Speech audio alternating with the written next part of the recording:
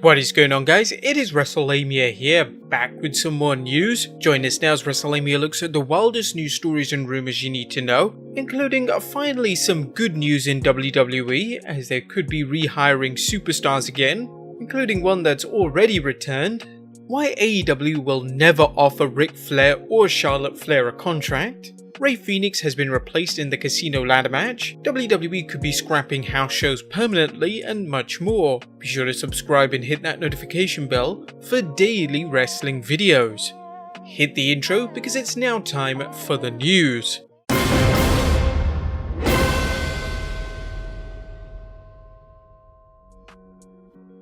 Well, we don't usually start with this, but our first story finally looks at some good news in the WWE, as a fired superstar is returning and many more could be returning soon.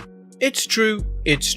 Kurt Angle, who amongst the firings of Black Wednesday just over a month ago, is returning to WWE television next week. Now, he won't be reprising his role as Raw General Manager, nor is he coming back as a producer or a wrestler. He is officially retired after all. However, Angle will be coming to NXT to be the special guest referee in the match between Matt Riddle and Timothy Thatcher. Now, it's not certain if WWE have officially rehired Kurt Angle or this is just a one-off, but it seems like there might be more superstars that are going to be rehired. This is according to Sportskeeda's Tom Colahue, who mentioned on his Dropkick Discussions podcast that there is a list WWE is preparing of superstars they want to rehire. Now, this won't include wrestlers from NXT, unfortunately, and also it doesn't include wrestlers like The Revival, who wanted out of their WWE contracts. The WWE is never known for begging, you know. The WWE, including what's happened with Drew Gulak, have a short list prepared of names of people who have been released, who they may want to rehire in the future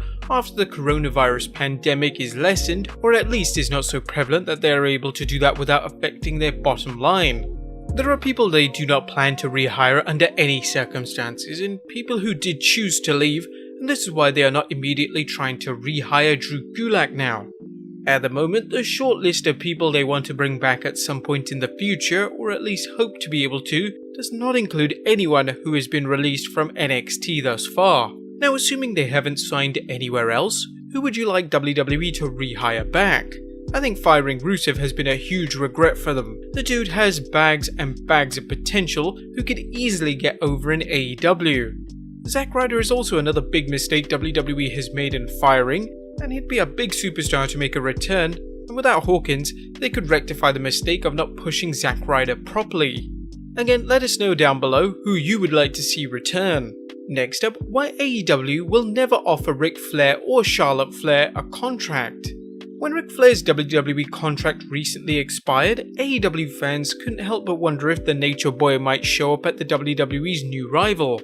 However, AEW President Tony Khan has made it clear he'll never offer Flair a contract.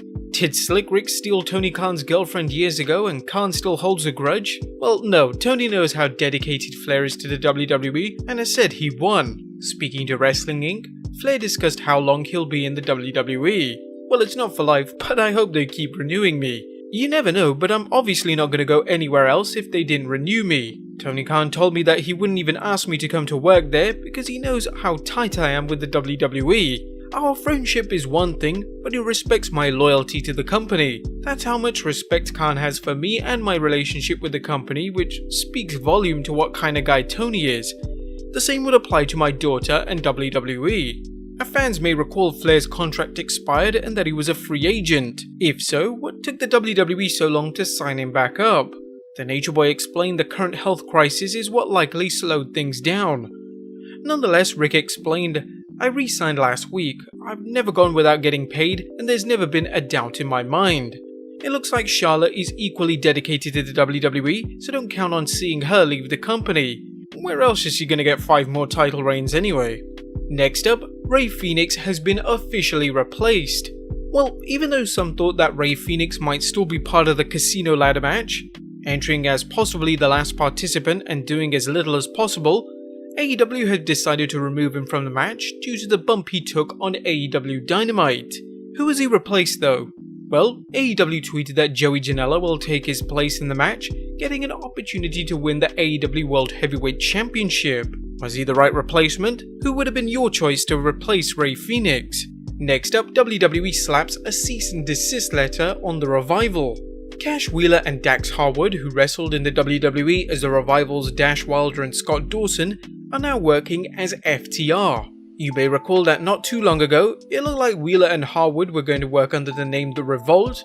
That is until the indie team using their same name served a cease and desist letter on them, although Wheeler and Harwood claimed that they never planned on using the Revolt name. Seems unlikely, but okay. Now the talented team has another cease and desist letter to add to their collection. This appears to stem from Wheeler and Harwood releasing t-shirts based on a proposed new look for them during their time in the WWE. Ringside News is reporting that images of the rejected WWE comedy characters' designs leaked online and started quite a stir. Dax and Cash wanted to make the most of the buzz. FTR dropped t-shirts with that rejected WWE design on them. They were selling them for a while at PWTs.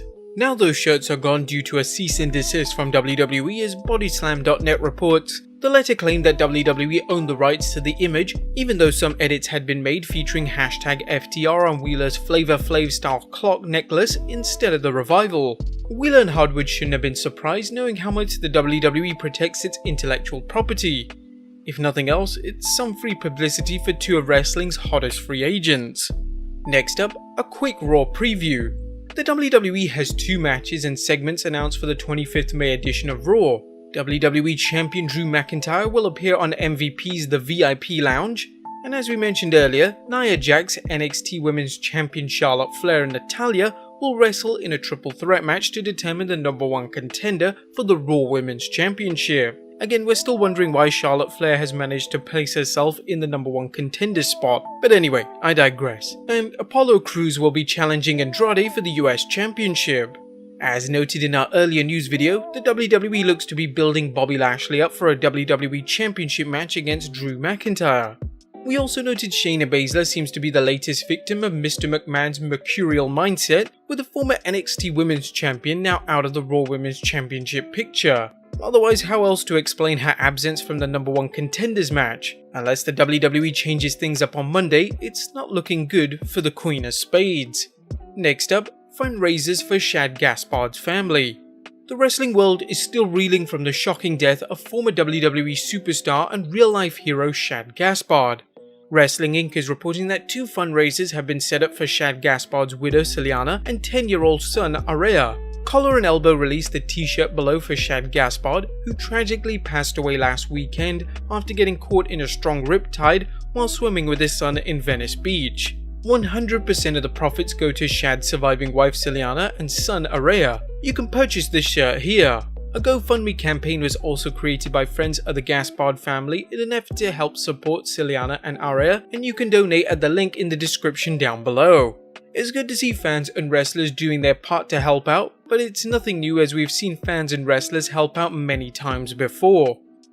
But speaking of the fundraiser itself, it looks like John Cena has donated an incredibly huge amount to the Shad Gaspard fundraiser. On his fundraiser page, a $40,000 donation has been made in CTC RIP. Now many believe that CTC stands for Crime Time C-Nation, when John Cena and Crime Time briefly teamed together back in 2008. Now Cena is unlikely to confirm this, but what an incredibly generous donation by him, and it's now taken the fundraiser over the 100k target. Absolutely amazing news. Next up, the reason for Bliss and Cross's pairing. While the Alexa Bliss and Nikki Cross tag team has proved to be a popular one, fans weren't sure what the WWE's original motivation was for pairing this unlikely duo. While there has been talk that 2 teamed up in order to protect Bliss, who has suffered a number of concussions in the past, Ringside News reached out to the WWE and reports Alexa and Nikki are linked by Vince McMahon, Bruce Pritchard, writers and producers as a tag team. They have received praise backstage, which is the reason for the continuation of their alliance. Whatever the reason, Bliss and Cross are a strong tag team and doing a great job representing the women's tag team division. Next up is WWE scrapping house shows. We've heard the rumors that WWE may scrap house shows once it's able to begin running live events again, and now Brian Alvarez has added to the conversation. During a recent edition of the Wrestling Observer Live, he pointed out they may or may not ever do house shows again. Alvarez explained the WWE cut back on its live event staff prior to the current pandemic.